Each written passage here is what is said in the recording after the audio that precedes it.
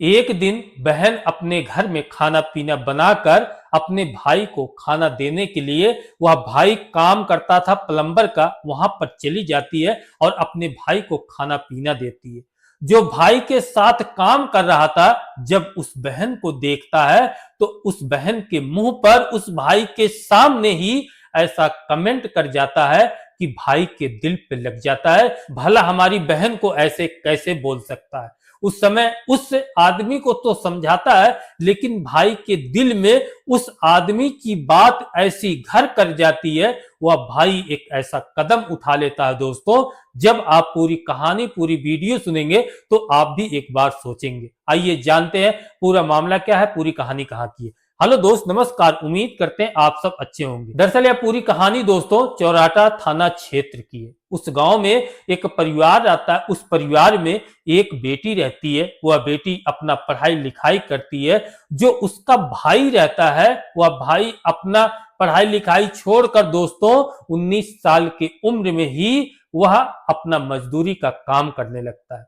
वह प्लम्बर का काम करता है, अपने मिस्त्री के साथ रहता है, जहां भी उसे काम मिलता है गांव भर में जाता है, काम करता है। एक दिन की बात है, वह भाई सुबह ही उठते चला गया अपने काम पर, खाना पीना खाया नहीं था। तो बहन उठती है, अपना खाना पीना बनाती है, अपने माँ बाप को खिलाती है।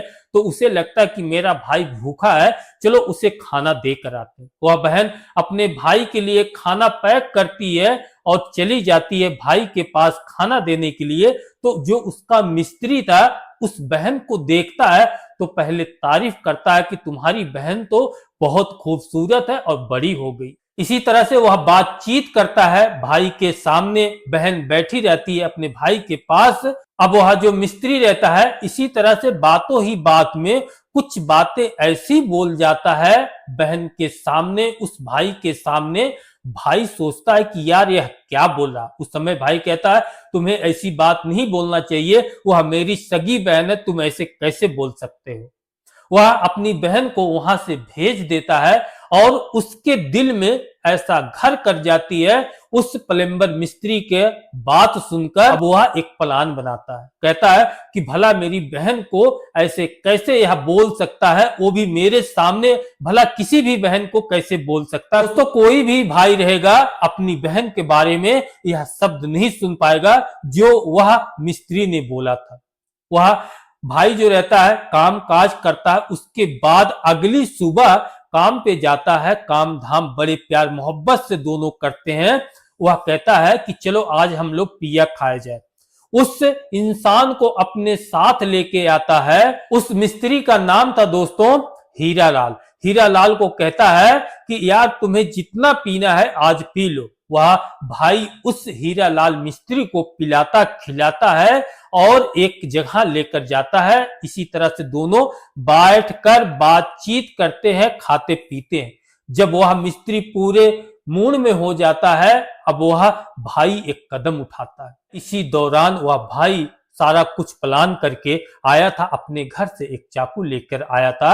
अब जब देखता है कि वह मिस्त्री पूरा मूड में हो गया है, इसे कोई होश नहीं है, अब वह उसे चाकू मार के मौत के घाट उतार देता है।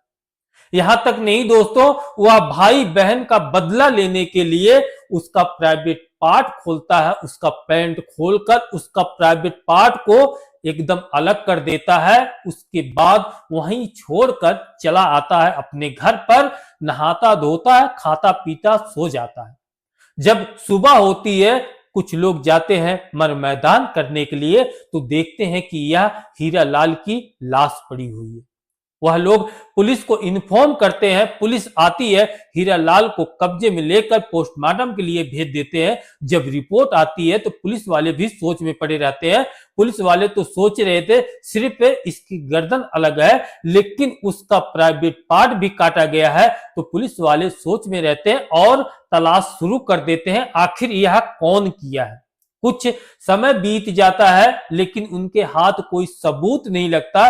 करीब 8 महीना बीत गए दोस्तों। उसके बाद यह जाकर मामला सामने आया, यह कौन किया है। पुलिस अपनी जांच पड़ताल कर ही रही होती है। इसी बीच में पुलिस को एक सुराग मिलता है। उसी सुराग के माध्यम से उस भाई के पास वह पुलिस पहुंच जाती है और उसे गिरफ्तार करती है।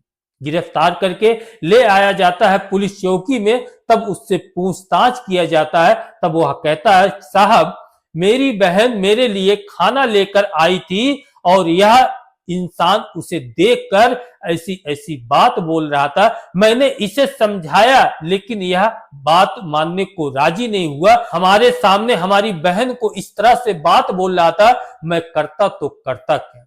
वह कहता है, मैं इसे ले गया बहला फुसलाकर, इसे पिलाया खिलाया। जब यह पूरा मूड में आ गया तब मैंने यह कदम उठाया। मैंने कोई गलत काम नहीं किया साहब। कोई भी भाई रहेगा अपनी बहन के बारे में ऐसा नहीं सुन पाएगा। सारी बात उस भाई की सुनती है पुलिस। उसके बाद उसके ऊपर मुकदमा दर्ज किया जाता है। उसके ऊपर बहुत सारे चार्ज लगाए जाते हैं और उसे जेल में भेज दिया जाता है। तो दोस्तों ये थी कहानी जो कि शुरुआत हुई थी 20 अप्रैल 2024 को।